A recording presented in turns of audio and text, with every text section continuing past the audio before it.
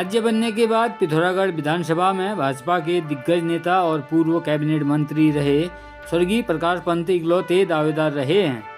पंत का कद पार्टी में इतना बड़ा था कि उनके मुकाबले किसी नेता ने टिकट की दावेदारी तक नहीं की।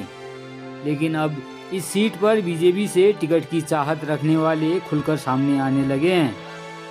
आपको बता दें कि वर्ष 2002 से पहले विधानसभा चुनाव में जीत के साथ स्वर्गीय प्रकाश पंत ने पिथौरागढ़ सीट पर अपनी जड़ें ऐसी जमाई कि कोई उनके मुकाबले खड़ा ही नहीं हो पाया।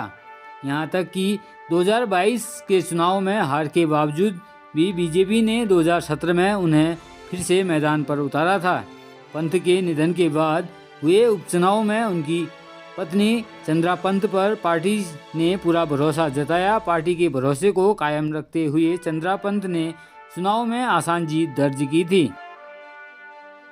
लेकिन अब इस सीट पर दावेदार खुलकर सामने आ रहे हैं। पिथौरागढ़ के नगरपालिका अध्यक्ष राजेंद्र रावत ने भी इस बार पिथौरागढ़ सीट से दावेदारी की है। उनका कहना है कि कार्यकर्ताओं के दबाव में उन्होंने दावेदारी की है। ऐसे में पार्टी को अब नए नेताओं को मौका देना चाहिए।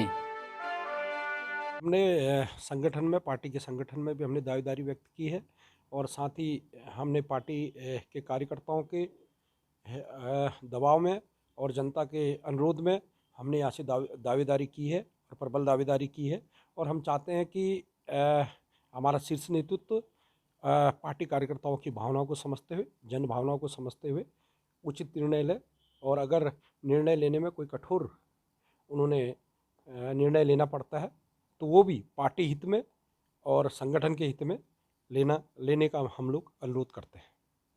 भारतीय जनता पार्टी के जनपद पिथौरागढ़ के चार विधानसभा क्षेत्रों में प्रत्याशी चयन को लेकर जो शीर्ष नेतृत्व द्वारा दिशा निर्देश गए हैं उसी को आगे बढ़ाते हुए यहाँ तक प्रत्याशी चयन को लेकर पर्यवेक्षकों का दल हमारे चार विधानसभा क्षेत्रों में आया है, जिसमें पिथौरागढ़ विधानसभा क्षेत्र में भी पर्यवेक्षक प्रदेश स्तर से आए और जो एक क्राइटेरिया निर्धारित किया गया था कार्यकर्ताओं से विचार विमर्श करने का और उसके बाद कार्यकर्ताओं से नामों का सुझाव लेने के लिए, तो उस प्रक्रिया को यहाँ पर संपन्न कराया गया, जिसमें मुख्य रूप से जो हमारे वर्तमान विधायक जी हैं उनको स्वतः ही प्रदेश द्वारा दावेदार माना गया था।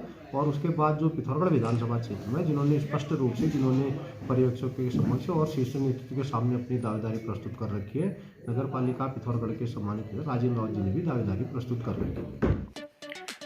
पिथौरागढ़ पुलिस ने कोविड-19 गाइडलाइन तथा विधानसभा सामान्य निर्वाचन के दृष्टिगत लागू धारा 144 आदर्श आचार संहिता का उल्लंघन कर राजनीतिक सभा आयोजित करने पर भाजपा कार्यकर्ताओं के विरुद्ध कनालछिना में किया गया मुकदमा पंजीकृत। पुलिस को सोशल मीडिया के माध्यम से सूचना प्राप्त हुई कि थाना कनालछिना क्षेत्रांगत ग्राम हजीला में राजनीतिक सभा का आयोजन कर आदर्श आचार संहिता व कोविड-19 नियमों का उल्लंघन करने के संबंध में सूचना प्राप्त हुई। पुलिस अधीक्षक पिथौरागढ़ लोकेश्वर सिंह के द्वारा थाना प्रभारी कनालछिना को उक्त प्रकरण की जांच करने के संबंध में आदेशित किया गया था। प्रभारी थाना कनालछिना SI आरती द्वारा उक्त मामले की जानकारी की गई तो पुष्टि हुई कि ग्राम हचीला में जमन सिंह नेगी के घर पर भाजपा कार्यकर्ताओं द्वारा राजनीतिक सभा का आयोजन किया गया। उक्त कार्यक्रम में 20 से 25 कार्यकर्ता उपस्थित थे। उक्त सभी व्यक्तियों के विरुद्ध भारत निर्वाचन आयोग तथा आदर्श आचार संहिता व जिला प्रशासन द्वारा जारी धारा 144 CRPC की अधिसूचना व कोविड-19 गाइडलाइन का उल्लंघन कर राजनीतिक कार्यक्रम आयोजित किया गया, जिस पर उपरोक्त सभी व्यक्तियों के विरुद्ध थाना कनालछिना में धारा 188 51B आपदा प्रबंधन अधिनियम 2005 के अंतर्गत अभियोग पंजीकृत किया गया। आगामी विधानसभा निर्वाचन के दृष्टिगत अंतर्राष्ट्रीय सीमाओं पर पिथौरागढ़ पुलिस द्वारा लगातार रखी जा रही निगरानी। थाना जुलाघाट पुलिस व SSB द्वारा संयुक्त रूप से भारत नेपाल सीमा पर की गई कामलिंग।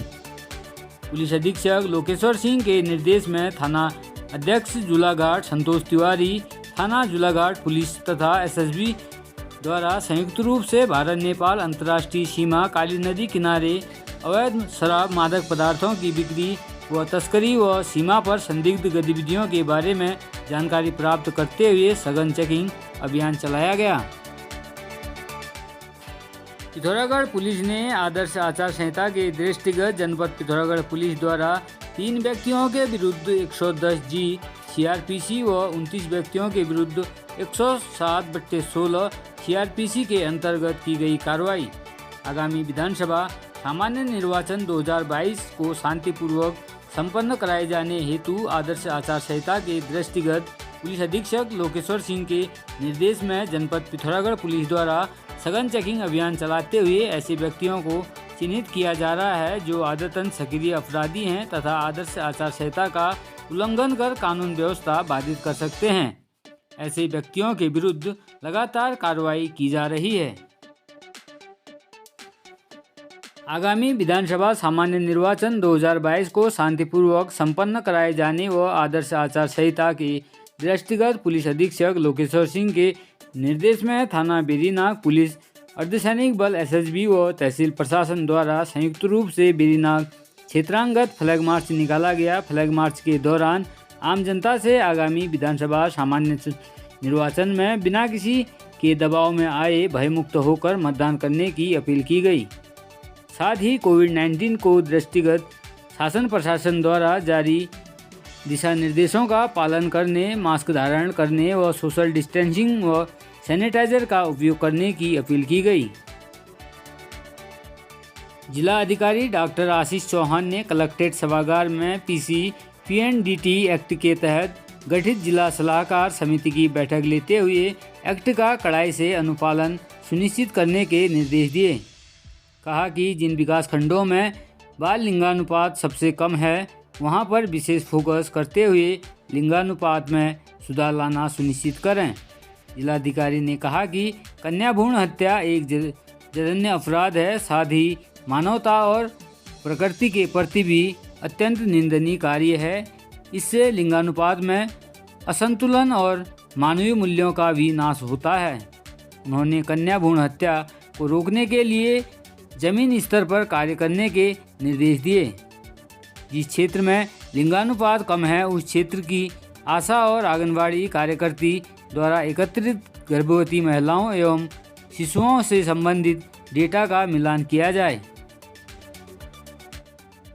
कांग्रेस कार्यकर्ताओं ने कांग्रेस नेता प्रदीप पाल के निर्देश पर बरम बचकुड़ी क्षेत्र का भ्रमण कर जनता से की वोट की अपील।